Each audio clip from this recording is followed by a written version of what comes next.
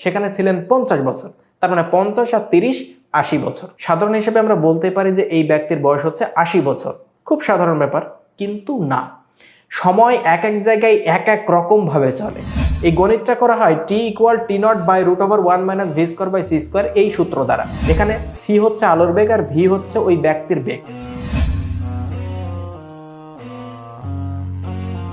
আসসালামু আলাইকুম ওয়া রাহমাতুল্লাহি ওয়া বারাকাতুহু। থিওরি অফ রিলেটিভিটি, বিখ্যাত সেই থিওরি বা আপেক্ষিকতার তত্ত্ব, এই তত্ত্বের সাথে সামঞ্জস্যপূর্ণ কি কোনো আয়াত পবিত্র কোরআনে রয়েছে?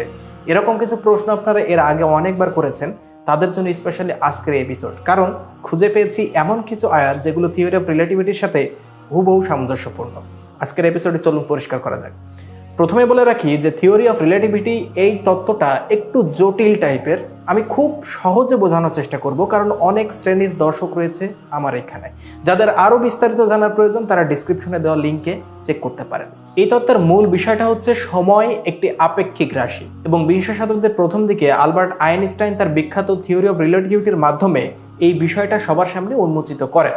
চলুন জেনে নিই আপেক্ষিকতা জিনিসটা আসলে কি। আমরা সাধারণত চিন্তা করি যে সময় হচ্ছে একটি নির্দিষ্ট রাশি, অর্থাৎ আমাদের এইখানে যে 5 মিনিট, আমেরিকায়ও ঠিক একই রকম 5 মিনিট একই পরিমাণ সময়। 5 মিনিট আমাদের এখানে যে পরিমাণ সময়, আমেরিকাও তো ঠিক একই পরিমাণ সময়। আবার যদি আমরা চাঁদে যাই সেখানেও সময় ঠিক 5 মিনিট একই পরিমাণ। এই মহাবিশ্বের, এই ইউনিভার্সে যেখানেই যাই 5 মিনিট সময়টা একই। এটা আমরা সাধারণভাবে চিন্তা করি, কিন্তু না, সময় তার পরিবেশ এবং পরিস্থিতি অনুসারে সময়ের পরিমাণ বাড়ে এবং কমে। আমাদের হিসেবে যেখানে 5 মিনিট, অন্য জায়গায় এই সময়টাই হয়ে যেতে পারে 10 মিনিট। বিজ্ঞানের আলোকে যদি আমরা সময় পরিমাপ করতে যাই তাহলে আমাদেরকে দুইটা জিনিস প্রয়োজন হয়। একটা হচ্ছে কোনো বস্তুর গতিবেগ বা ভ্যালোসিটি, এবং আরেকটা হচ্ছে ভর বা মাস, অর্থাৎ ভর এবং গতিবেগের উপর নির্ভর করে সময়ের পরিমাণ। আরও একটা বিষয়ের উপর নির্ভর করে, সেটা হচ্ছে অভিকর্ষ বল। চলুন আরেকটু ক্লিয়ার কনসেপ্ট নেওয়ার জন্য আমরা ইন্টারমিডিয়েটের একটা অঙ্ক দেখে আসি। এটা হচ্ছে ফিজিক্সের একটা অঙ্ক, যেটা যারা ইন্টারমিডিয়েট পড়ছেন তারা এই অঙ্কের সাথে পরিচিত। অঙ্কটা আমি স্ক্রিনে দিয়ে দিচ্ছি এবং পড়ে শোনাচ্ছি। এই অঙ্কটা হচ্ছে একজন ব্যক্তি বা একজন নভোচারী, তিনি 30 বছর বয়সে পৃথিবী থেকে মহাশূন্যের উদ্দেশ্যে রওনা করলেন কিছু ছায়াপথের খোঁজে। তিনি যখন পৃথিবী ছেড়েছিলেন তখন তার বয়স ছিল 30 বছর। মনে রাখবেন, পৃথিবীর হিসেবে তিনি 50 বছর সেখানে অবস্থান করলেন এবং তারপরে পৃথিবীতে ফিরে আসলেন। এখন প্রশ্নটা হচ্ছে এই ব্যক্তির বয়স কত হবে? সাধারণভাবে আমরা বলতে পারি যে তিনি 30 বছর বয়সে রওনা করেছিলেন, সেখানে ছিলেন 50 বছর। তার মানে 50 আর 30 80 বছর। সাধারণ হিসেবে আমরা বলতে পারি যে এই ব্যক্তির বয়স হচ্ছে 80 বছর। খুব সাধারণ ব্যাপার, কিন্তু না, সময় এক এক জায়গায় এক এক রকম ভাবে চলে। আমাদের কাছে যেটা মনে হচ্ছে পৃথিবীর বয়স সেটা 50 বছর। আপনারা এই গণিতটা লক্ষ্য করেন। এই গণিতটা করা হয় t = t0/1 - v² এই সূত্র দ্বারা।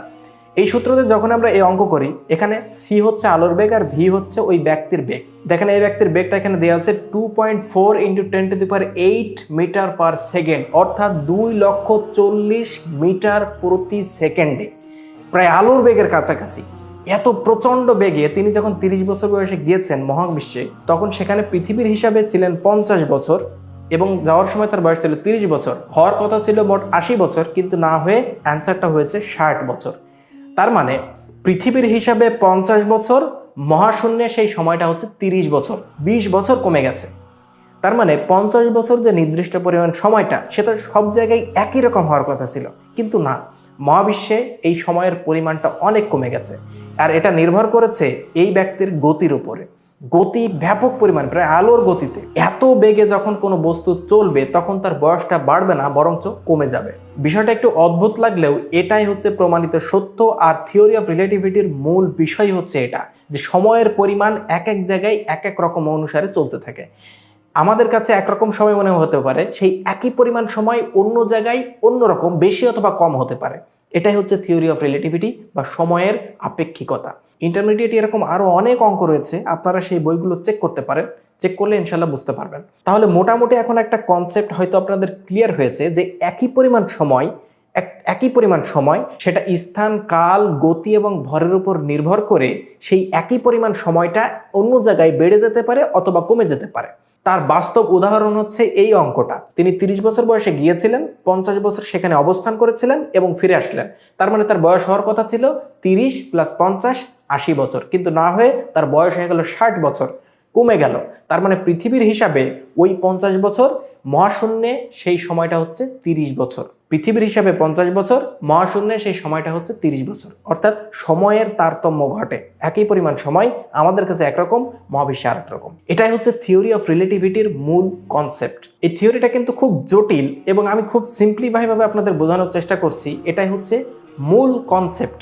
বিস্তারিত জানতে ডিসক্রিপশনে দেওয়া লিঙ্কে যেতে পারেন। এবার আসুন দেখি পবিত্র কোরআনে এরকম সামঞ্জস্যপূর্ণ কোনো আয়াত রয়েছে কিনা। আমি এখন চলে যাব সূরা হাজ অধ্যায় নাম্বার 22 আয়াত নাম্বার 47-এ। এই আয়াতে আল্লাহ সুবহানাহু ওয়া তাআলা বলছেন, আল্লাহর কাছে একদিন সমান তোমাদের কাছে 1000 বছরের সমান। ঠিক এরকম আরো একটি আয়াত রয়েছে সূরা সাজদা অধ্যায় নাম্বার 32 আয়াত নাম্বার 5-এ।